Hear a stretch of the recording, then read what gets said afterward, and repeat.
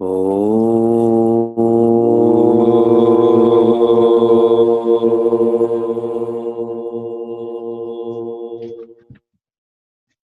do you know if you've studied a subject? Think about it. We all study for our professions. We study for our degrees. How do we know if we've studied a subject well? We know this when we have this thought to change. I'm just going to pause here. I want to make sure that you can see me properly. Here's the RV that we're in, and these are our yatris that are with us. So they're slowly gathering here. And this is our view right now. We went for a long hike yesterday, and it was very warm. It was probably 25 degrees Celsius. And this morning it was 0 degrees Celsius. It was snowing all over the place. So we're very adaptable in our study of and sharing of Vedanta. You know you've studied a subject well when you have the thought to change. This is called grace. Many of us have fancy notions of what grace is. It comes from above. It's something that's not tactile. But grace is the thought to change. We have studied the subject well when we invoke that subject, when we feel that we want to change in the direction of the subject. And we've all heard the anecdote so many times with Puja Gurudev, someone coming to him and saying, Gurudev, I've gone through Gita thousands of times. I've read Gita so many times. And his simple response to that is, has Gita gone through you once? Have you changed in the direction of Srimad Bhagavad Gita? Now, you all know that we're taking up this Vedanta and Ramayana course. And these are very commonly used words, Vedanta, Ramayana. Picking up on Ramayana specifically right now, we've all heard Ramayana hundreds of times. For those who grew up in Bharat, Ram Leela was a regular occurrence in different periods of the year. We've all chanted Ramayana hundreds of times. Many people chant Sundarkand to bring prosperity, to bring peace. And if I were to ask everyone, how many of you know Ramayana, I think hundreds of us would also say that. We know that Lord Rama was born to Raja Dasharatha. We know that his wonderful wife, Mother Sita, was kidnapped. We know that Hanumanji had infiltrated Lanka. We know all of these matters. But how many of us have experienced Ramayana? Hearing it, chanting it, knowing it is one matter, but experiencing it means that we're changing towards Bhagavan Rama. And this is where the word Ramayana originates. Ayana means path. We interpret it as story, but a more subjective meaning is path. Rama comes from the root ram. Ram means to revel, to rejoice. Ram means joy. I'm sure that's where the word rum, like the alcohol rum, has come from that base of Rama. So the path to reveling, the story of joy, is what is Ramayana. And what's so unique about Ramayana, you know, when it comes to the Karma Kanda, when it comes to rituals, someone else can do a ritual for you and you can benefit by that. You can engage in rituals through proxy. So if you have an interview that's coming up and you want to do well on this and you want to bring in more blessings, if you ask me to do Lord Krishna's puja, I can do this on your behalf. Okay, so Lord Krishna will help you in your interview. But when it comes to the Jnana Kanda, when it comes to the philosophy, to the subjective part of it, you cannot have someone do this for you by proxy. You have to go through that experience. If I'm reveling in joy, that doesn't mean you will. The chances are higher But for some people, it's more miserable because you see someone who's happy. We ask why. Why are you why are you happy? See, it's different. If I'm thirsty, I have to drink water because it's my thirst. You drinking water doesn't do anything for me. This is why I want us to think more deeply about what Ramayana is, to experience Ramayana. I've had the indescribable blessing to study all of Goswami Tulsidasji's Ramayana from Puja Swami Tej Ramayana. We studied this for probably 18 months out of our 25-month course. We also studied Vishnu Sahasranama and Bhaja Govindam in different texts in the evening, but the majority of this was Tulsi Ramayana. And this past year, I had the blessings to study this in a 1-week summary also, again under Puja Swami Tej Ramayana. And when he taught us in the Vedanta course, when he taught us at Chinmaya Vibhuti, one consistent question he asked all of us was, do you love Bhagavan Rama more? Now that you've finished a certain chapter, do you love him more? Now that you've heard about how he has interacted with such people, do you feel him more? That's why I keep asking, have we experienced Ramayana? And throughout our course, I will ask the same question. Do you love Bhagavan Rama more? Now you and I have the same blessings, this opportunity to study and share. Now this course is for centers, and I'm so happy what I see in the limited technology that I have available to me. I see that we have a study group in Portland, which is amazing because they're even an hour earlier than us, and still they've gathered. From Calgary is where I am right now in Banff. We have our Connecticut Center that has joined. We have our Niagara Center that's joined. We have our Cleveland Center that's joined. And there may be other centers. I just can't see them right now. Oh, I can move like this. Oh, our Peoria Center is here also. Wonderful. So happy to have all of you here. And today's a special day. Today's September 11th. Now, when I ask people what's memory-worthy about September 11th, our immediate reaction is to think about the World Trade Centers and their destruction on this day. And that did happen, and we're sad and we remember that. Today's also the day that Puja Swami Vivekananda gave his famous address in Chicago. Today's also the day that our Mahatma Gandhi, he established his vision, his practice of nonviolence. So we should keep an open mind to how big history is, to not be stuck on a certain date. And if we can apply that to our own lives, to not take matters personally, to keep moving. Many people say, you shouldn't have a house that faces south. You shouldn't build a house near a cemetery. You shouldn't walk over there. Where are there places where people haven't died? Right? If you look at history, all of us have built houses on graveyards, but they're not graveyards. They're our homes. We live very differently over there. It's because it's subjective, not objective. Today is a very important day for us to start this course. It's a memorable day. So that's some thoughts on Ramayana. Let's shift a little bit to Vedanta / Srimad Bhagavad Gita.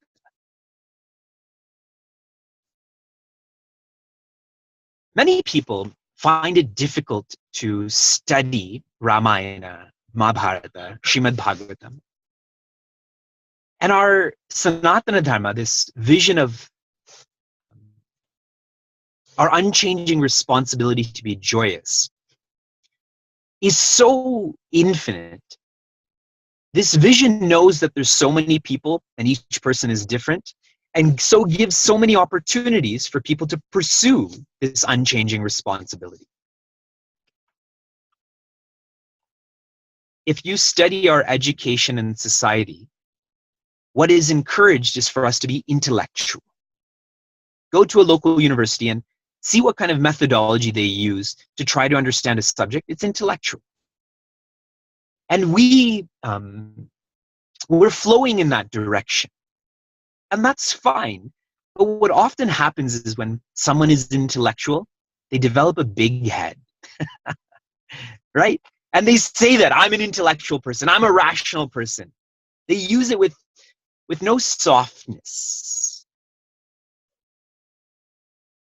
It is difficult to understand that which lies past logic if we hold on to logic.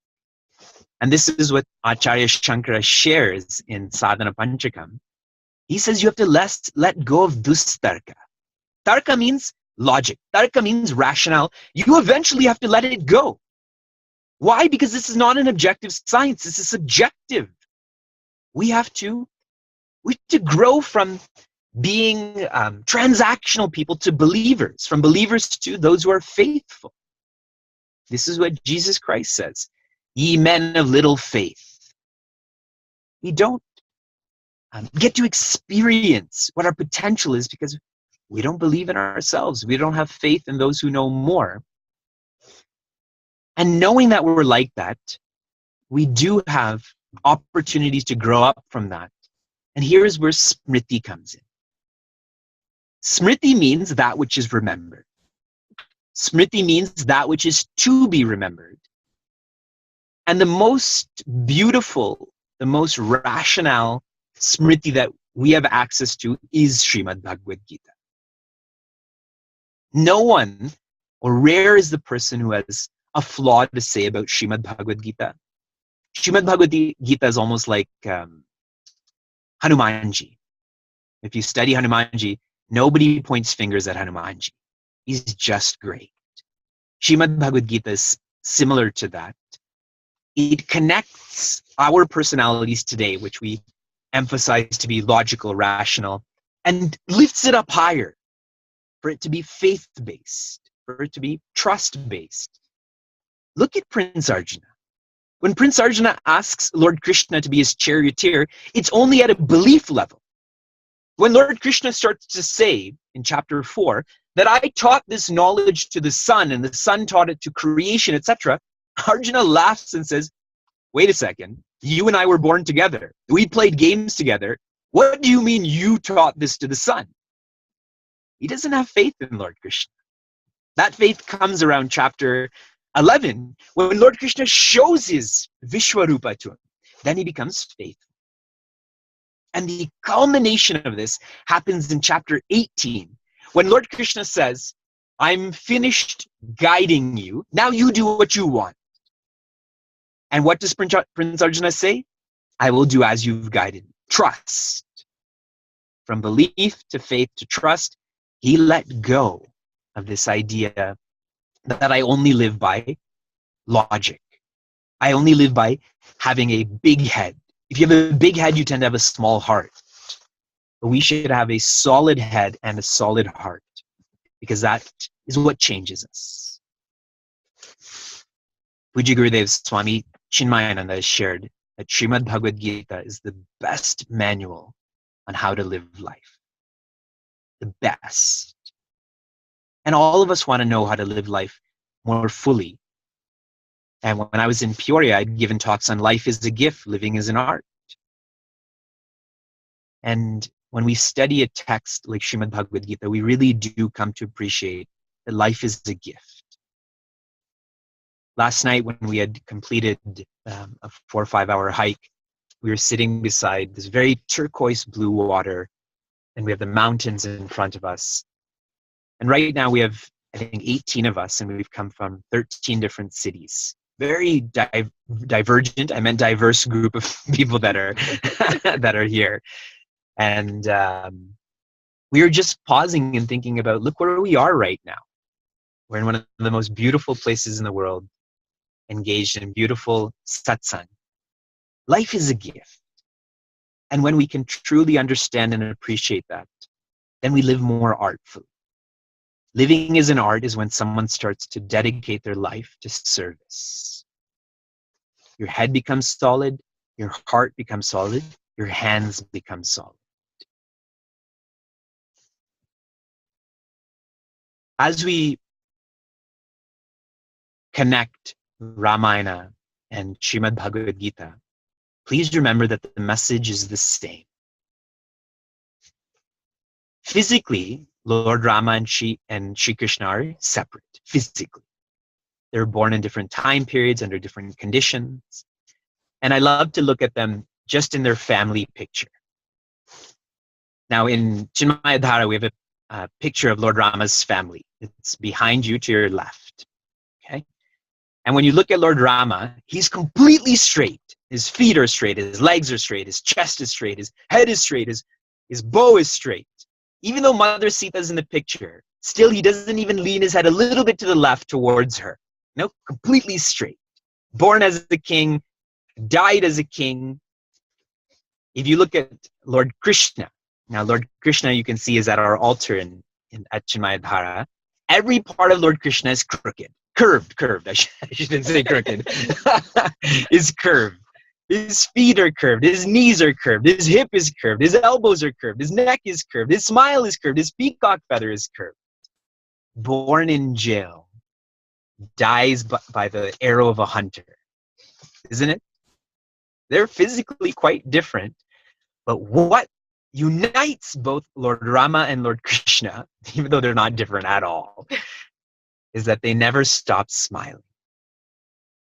And today, so many of our centers have begun our Sunday classes, and our Puja Swami Chinmayananda's message to all of the Balavira students is, keep smiling. And really, it's not just for Balavira students, it's for all people. He just has more faith in kids than adults. If you tell an adult, keep smiling, they'll say, how? Remember when Puja Swami Chinmayananda left immigration and that person said, have a good time. And he looked back and said, how? And that person had nothing to say, right? They're just words for us. But when you look at kids, you know, they're just smiling because it's their nature. So the message is the same.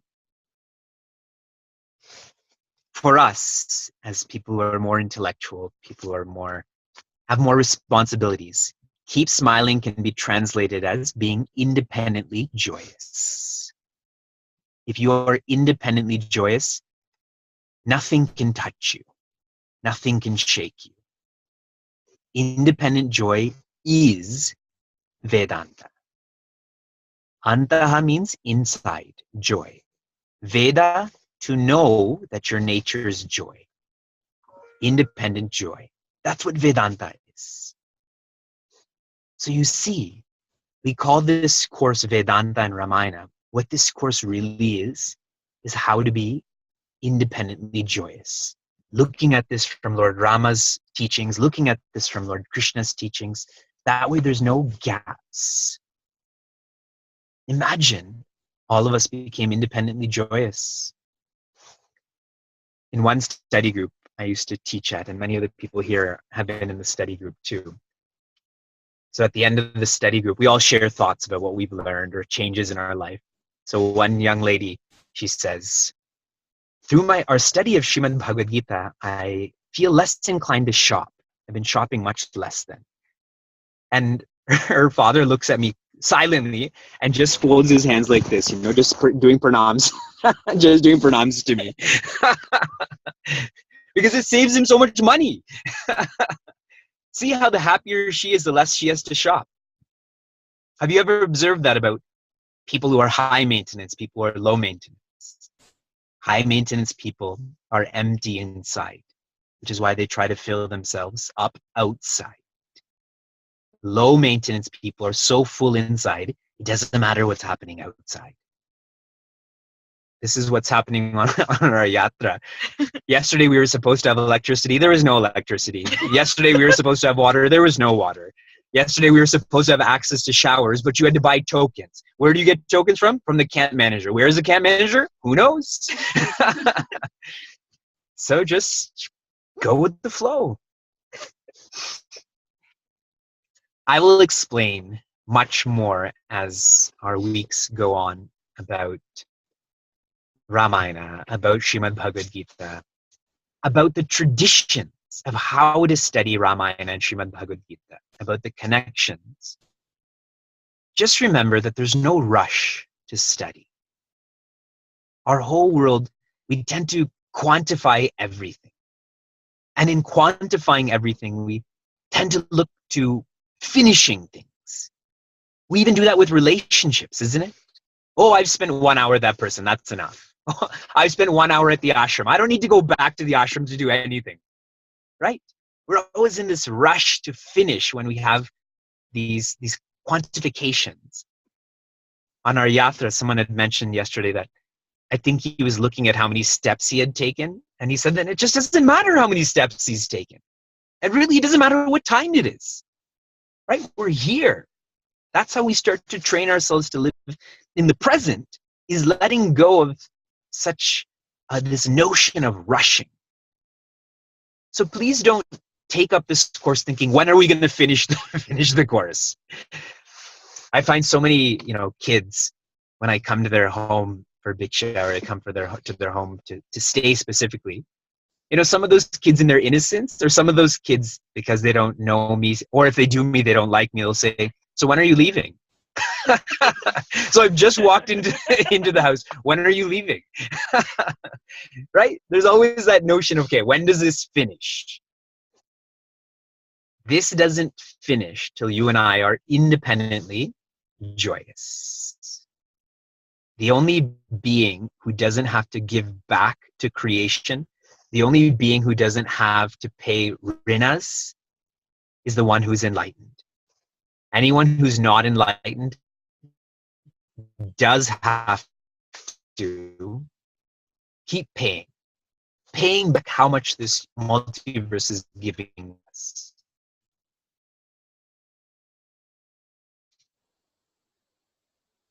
I'm just going to check what time it is right now, because I'm just finished driving, as you can see. Okay, good. We're going to invoke consciously the grace and guidance of Bhagavan Ganesha and Bhagavati Saraswati, but first Bhagavati Saraswati, then Bhagavan Ganesha. As I was mentioning, it's an important time for all of our centers. The centers that I'm serving directly. Today we've started Niagara and London and Kitchener, and our 3 chapters in Pittsburgh and in Cleveland. Amongst all of these centers, we have nearly 1,000 Balavihar students. We have nearly, 300 adults that are coming to our study groups. Someone had asked me recently, is it okay to pray to the Creator for things that I want, things that I need? And I said, ideally not. One shouldn't pray to the one who can give you infinity for any sort of finitude. I shouldn't pray for safety. I shouldn't pray for prosperity. The highest prayer is presence. Just wanting to be in the presence of the Creator. That's the highest prayer. Now, if one is inclined to want something, to need something, if you are, you should go to the Creator. Rather than asking someone who themselves is incomplete, how are they supposed to complete you? One should pray to the Creator. So now all of us, we want our centers and our programs to be safe. We want them to be sound. We want them to be successful. The best is to ask the Creator to do that for us. Okay? I'm just going to ask you to pause while I take out my text on Tulsi Ramayana. Tulsi Ramayana is a very, very large text, but it's much smaller than Valmiki Ramayana. Okay? And as we enter Balakanda, and my vision is to finish a canto or a chapter every year. So how many years will we finish Ramayana in? Someone said 5, someone said 6, someone said 7. To be determined. We'll figure it out. We start off with Balakanda, and the first shloka in Balakanda is to remember Mother Saraswati, to remember Bhagavan Ganesha. There's hundreds and hundreds of shlokas prior to Lord Rama's birth. Goswami Tulsidas, who I'll speak a lot about in coming weeks, he doesn't start anything till his ego is totally purged. Not that he even has an ego. Because anything that started with ego will always be anjan. Anjan means tainted. Anjan means dirtied. That's why Anjana is the one who has no taint, no dirt. Niranjana, the one who's even more pure. Anjaneya, the son of Anjana, the one who has no ignorance. I'll chant. If you can repeat, great. If you can't, no worries. Varnanam artha sanganam rasanam chandasamapi mangalanam cha kartaro Vande Vani Vinayakau. What does Goswami Tulsidas Ji share here? He starts with Varnana. What does that mean? What does Varna mean? Colors. It also means alphabets. Varnanam is the collection of alphabets. Artha Sanganam. When you have a collection of alphabets, what do we do with those alphabets? We make words. Artha here, the collection of alphabets creates meanings. So we create words. Rasanam, what does rasa mean? Rasanam is poetry. That's where the word rasam has come from. The real rasa, and I'll go even higher in this. And in Portland, what our kitchen is named Shadrasa, isn't it? Or Navarasa in Portland? Isn't our kitchen named something like that? Or you have an illuminated sign? You can tell me later. I'm going to start the question reflection period soon, okay? The highest rasa is bhakti, is moksha.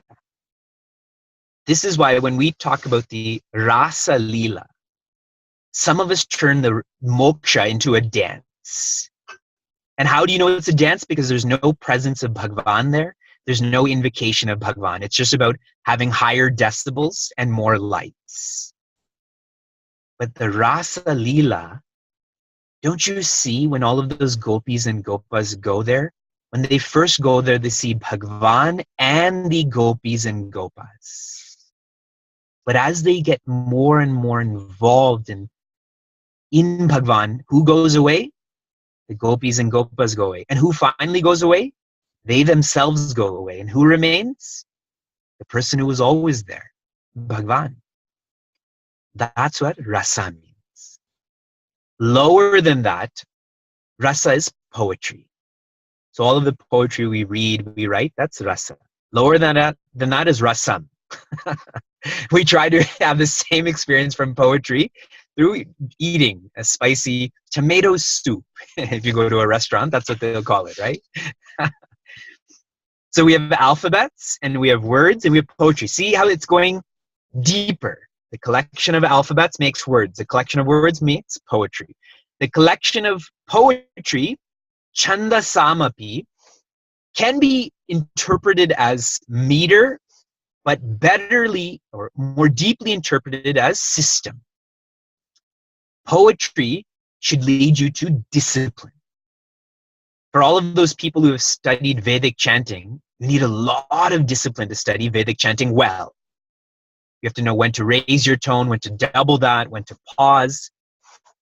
So the meter here doesn't just mean a literal meter, it means discipline, changing oneself. Now, in this first line, we understand the purpose of education. Understand the alphabets to understand words. Understand words to understand that the purpose of life is realization.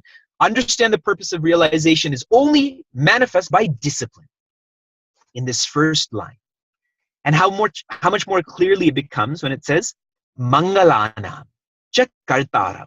The ones who create Mangala. Mangala is a very beautiful name in Vedanta. Mangala means auspiciousness. When I ask you what auspiciousness means, what do you think of? What does auspiciousness mean? Peace. Peace. Good.